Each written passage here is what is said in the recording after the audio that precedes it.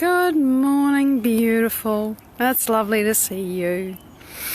Out here, this amazing morning, just up above the sky is veiled. It's got this layer of clouds and you can see the fine textures in it. Oh, I just love these. It's beyond watercolour. It's like airbrushing. It's beautiful. And there are the trees. There's the wattles. I've still got some flowers on. Hi Barbara, good morning. But mostly today the star is the sky. Good morning Heather. Here's the view to the west. It's where the sun sets, give or take, depending on the season. And there it is. It's just beautiful.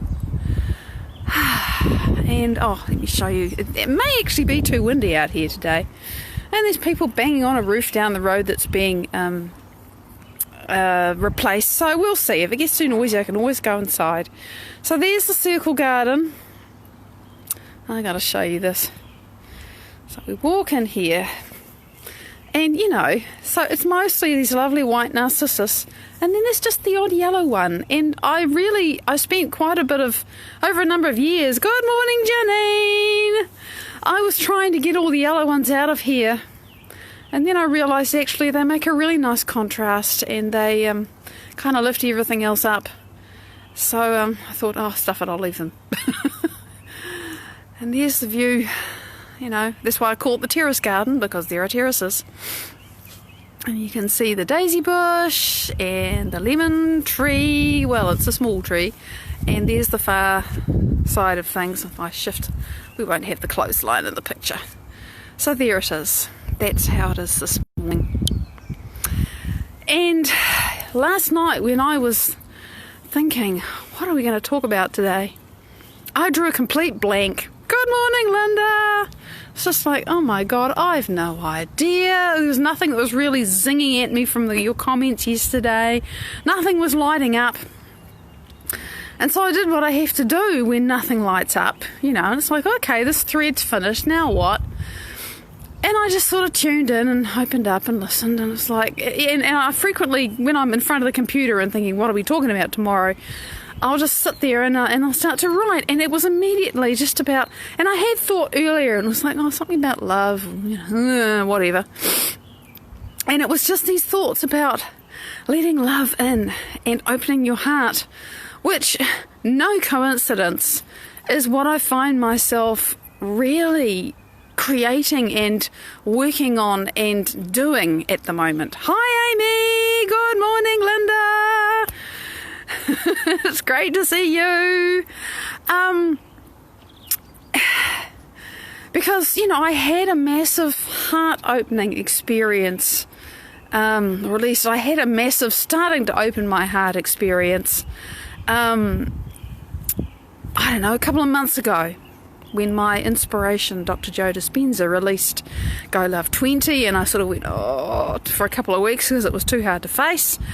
And then I dove in because I realised, oh my God, I really need to open my heart. And I just released a lot of pain, really, and was able to let certain people that I kept out my entire life, so basically let them into my heart and let them love on me. And many of you will relate that, giving love, but actually allowing others to love me has been a lot harder, and I haven't really understood why. And as you know, I don't really give a wet slap why, because knowing why doesn't matter. It doesn't change a damn thing. I mean, knowing why I can't open my heart or can't let love in is whoopee. I still can't let it in. Who gives a shit why? So I'm really not interested in why. And so I had this expansion of simply allowing the thought, the awareness, not really doing anything in particular with the person or the people themselves, but allowing the thought of this person to be in my space and letting that awareness, if you like, of that person's soul in my constructed memories and everything, the neural nets in my brain, allowing that awareness to love me, which was big. And I noticed, I correlated impact things that changed in my life at that time with the fact that I had to some degree open my heart. And it was big. It was big. Because I knew it was frozen. Oh yeah, the wider definition of love, yeah. And we've had that discussion about how the word is almost meaningless because it really depends on who the hell you are and what you think it means. So, never mind, we just use that label. Hopefully the definition will become clearer in a minute. So I find myself in the last week or so becoming aware, again, that I need to open my heart. More. Because there's a whole lot more love to experience than I have experienced. I have had moments, and not short moments, some quite long moments of really feeling love in the unified field, in my meditation, just connecting with intelligent love and loving intelligence. Julian, g'day gorgeous. I've had the most amazing awareness. Oh, this is love. Oh, I feel this. But to be able to willingly choose to open my heart and to let love in is one thing. And then to be able to bring those feelings up on command. Hi, Laura. Great to see you, gorgeous. To bring them up in myself. To be able to bring up the feeling of love and the feeling of bliss and the feeling of joy and the feeling of open-heartedness. And actually, what I have, the insight always comes as the healing does. What I have realized, the feeling that I can feel love and not have it be pain. And I've had insights, you see, the insights come as you do the work of realizing, oh yeah, love was always mixed with pain. And it was nobody's fault. Let me be very clear about that. I did not experience abuse, ever. But everybody has their own programs. Everybody has their own crap. Everybody has their own trauma, one way or another. And so, for me, love, energetically, if you like, always came mixed with pain. And because of who I am, and maybe because of who all we are, when we're children, there are no filters. We just get everything. And we assume that if the person that is loving you is feeling their own conflict and their own pain, and you're a psychic union with your parent, your mother, when you're born, and most of us get to stay with our birth mother, some don't, that's different again. But you're a psychic union. And even, if you're separated from your parent at birth, you've still been in their field, in their awareness, inside their body for 9 months or however long it was, getting that programming. It doesn't start the moment we're born. It starts the moment we're conceived. And some can, you can argue, well, when does the experience start? Well, actually, the 100 million lives I lived before I came into this one, and the 100 million lives I'm going to live after this one are all here now anyway. So, it never starts. It never ends. So, philosophy, tra-la-la, coming back to right now. For me, one of the things I've realised is that love has always been kind of tinged or sometimes deeply coloured with pain. And so naturally, I don't want to open my heart. I don't want to let love in because it's going to hurt. I know lots of people relate to that.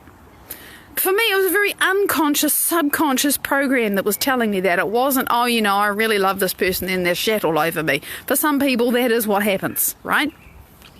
So, the same definition of, as we say, the definition of love, who the hell knows what that is. This is part of it because we all have different experiences and different ideas about what love means because of how we've experienced it or not. So, finding myself really reluctant actually to open my heart. And I thought, okay, I need to go back to Go Love 20 because I've been doing the other short meditation. Both of them are very heart-centered, but they have different focus. And so I've been doing You Inspire Me because that is like my mind movie. I go into my future, I live my future every day. Every day that I do You Inspire Me, I just go into my future. I be in my future. I get inspired by my future. But I realised, I need to go back to this other process because I need to open my heart more.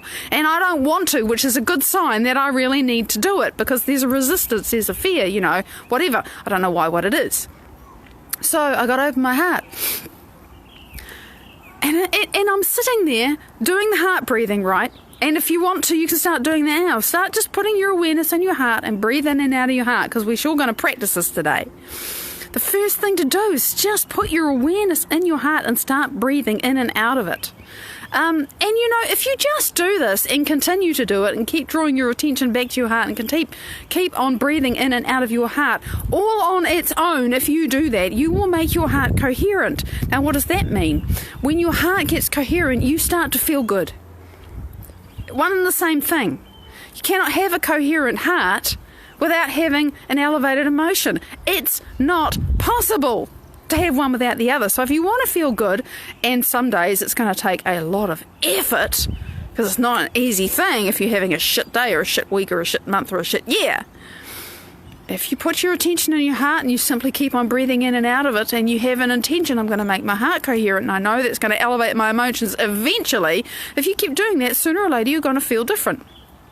If for no other reason, then because when you're putting your attention on your heart and breathing in and out of your heart, you're not thinking about all the reasons why you've had the shit day, week, month or year, right? You get your attention off that other crap. It no longer is so screaming at you. So, put your attention in your heart. Oh, I quite often, I like to put my hand over my heart because it puts the awareness there.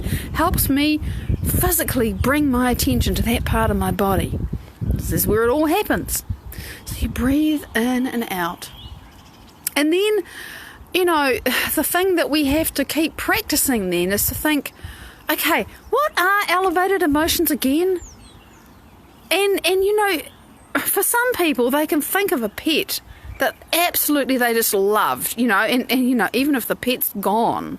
So sometimes that can be even more heart-opening because, you remember all the affection that you had for this little creature that just loved you, dogs in particular. Dogs are love on feet. Yeah. Yeah. Oh, awesome, Laura. Yeah. As soon as we pay attention and just let it be, it tends to evaporate. You're right.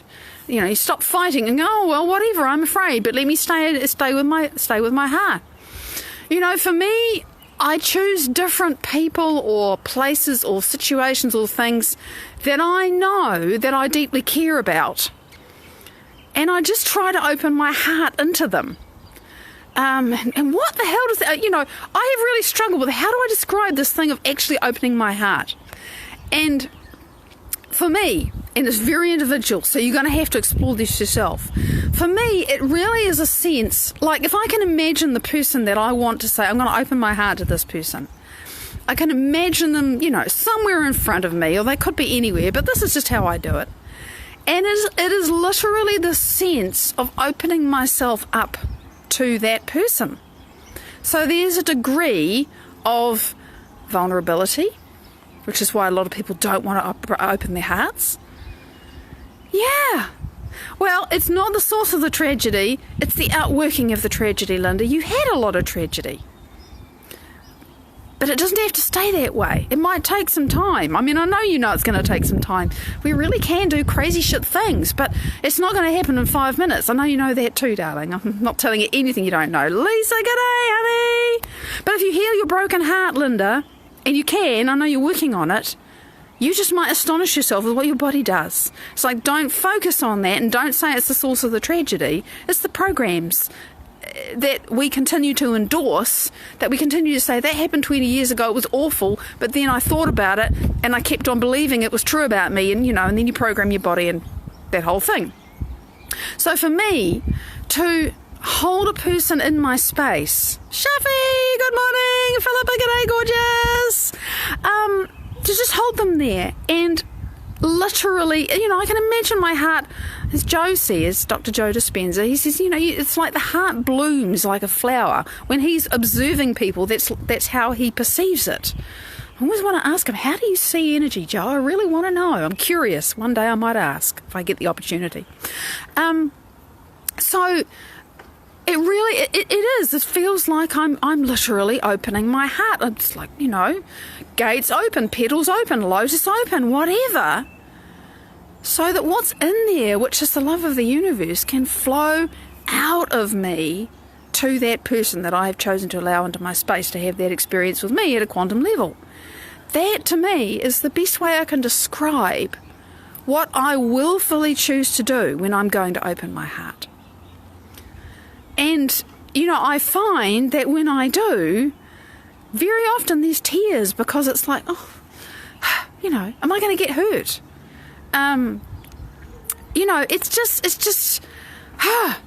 It's this deep thing for me to be able to let myself really love without anticipation of fear or without fear of pain. For some people, it will be without anticipation of fear, like, if I love that person, now I'm immediately wondering how long it's going to be before they hurt me. Yeah, you slammed the door shut on love, and so of course the valve broke. Makes perfect sense, Linda. So if, like me, you practice opening your broken heart, and I have sometimes felt like my heart was broken, and I haven't been through near the shit that many people have, but it's funny how I still felt like it was broken. If you practice opening your broken heart, then it is astonishing what can change. I definitely slammed the door shut on love. It was too painful. It was just way too painful to allow love in. But of course, if your heart is closed for very good reasons, it's not beating anyone over the head. If your heart is closed, not only can you not love anybody, really, truly, because your heart's shut, so how can you? But also they can't love you. Actually, you can only receive as much love as you're able to give, and you can only give as much love as you're able to receive. That's a thing. And also, because everything is all connected and everything is actually all the same, you can't receive abundance, you can't receive health, you can't receive anything because your heart is shut. It's this huge, oh my, really? And we shut our hearts for really good reasons. Oh yeah, it is like one of my husband's pictures coming into form. You're right. Really, and that's a wonderful way to say it, Laura, because, in terms of me building this capacity to allow more in, it is like drawing a line, erasing it, drawing the line, erasing it, drawing the line. Okay, I like that. Now I'll draw a little bit more. We get a bit of an outline, go away, come back, draw some more. Oh, I still don't like it, rub a bit more. It's just this constant, because I'm building a new neural network in my brain. Susanna, it's great to see you. And I'm building the neural net of the Maddie that can open to love without the fear of pain. And I don't know who that Maddie is. Well, Lisa, big love to you. You can love. It is possible. But you've got a really deep decision to make about whether you're going to let the last 27 years of your life define the next 27 years of your life. Big decision. It won't be something that you'll make in a moment. You will get to a point where you think, I'm done. I don't care what I felt, how bad it was. I'm not going to let that be me anymore. It's a big decision to make. Oh, staying calm during tough times. Well, opening your heart's a good start. If you lose the plot like that, Shafi, and I do too, it means you've gone into high beta brain waves. You've got to slow your brain down.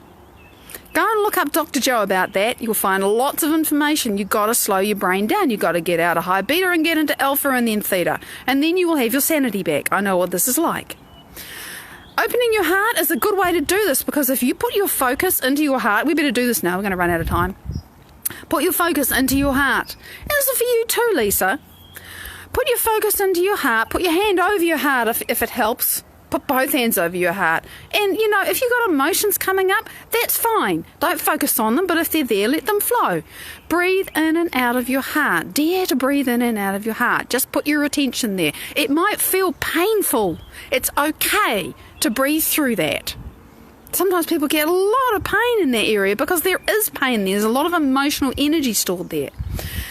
And look, if you don't want to let some other person into your space because you feel like your heart is broken, and I so know what that is like, put yourself in front of you.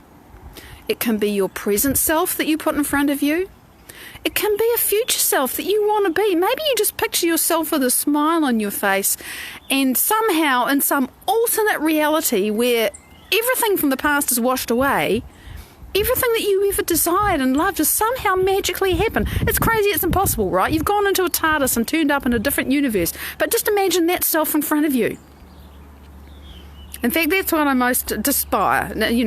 That's what I most feel is right for us at the moment. Single and celibate, yeah. Well, you don't have to survive another heartbreak. What you got to do is mend your heart, and then you will attract somebody who doesn't have a broken heart and have to do more of that together, right? Become whole, and you'll attract more wholeness. This is the crazy thing we don't realise. We look for someone else outside of us to make us feel whole, but we got to do that, and then the wholeness is just, you find other people like that. So, breathe in and out, and please close your eyes. We're going to have to do this really fast, but I'd love you to play with it some more. Close your eyes and imagine this future self just see this future self in front of you. And if you imagine your heart like a lotus, remember you're breathing in and out, or it's a flower, it's a rose, it's a whatever favourite flower you have, or even a sun, something that can turn up or down, open or close. And imagine that the love that is in you is just, even if it's just like a little torch beam, you're allowing a little bit of that flower to open and some of your love to flow to this future self. Now here is the beautiful part. Your future self is where you want to be. Your future self is in love with life. G'day, Charlotte, beautiful. Your future self, heart wide open, is just blasting love back to you. Just flowing love back to you. Now, you don't have to open your heart wide to receive that love, but if you want to, you can open your heart a little bit more. Keep breathing in and out. And you can breathe into that future self's heart and feel what that's like. And you can, as you breathe out, you can feel the connection between you. Feel how your future self feels in your heart. It's powerful, huh? You can keep doing this. I know we're out of time. I got to stop. It's perfectly at time. My inner time is good. Just keep the breath flowing in and out from your future self to your now self. And that heart connection, if you practice this every day. Jane, good morning, gorgeous. If you practice this, just this, 5 minutes, 10 minutes, 15 minutes a day. It's a skill. It's going to take some determination. But you can connect with your future self and you can feel how your future self feels, and you will open your heart. And your life will change. Period. I'm not going to go into all the reasons why. Maybe we'll do that tomorrow. You open your heart, your life will change. Your health will change. Everything will change. You might have to do it for a while. But if you do this and you persist at it, you're going to change your life. I know, because I am. Big, big love. Big love. Fix the room, Linda. You can do that. I'll see you tomorrow. Bye-bye.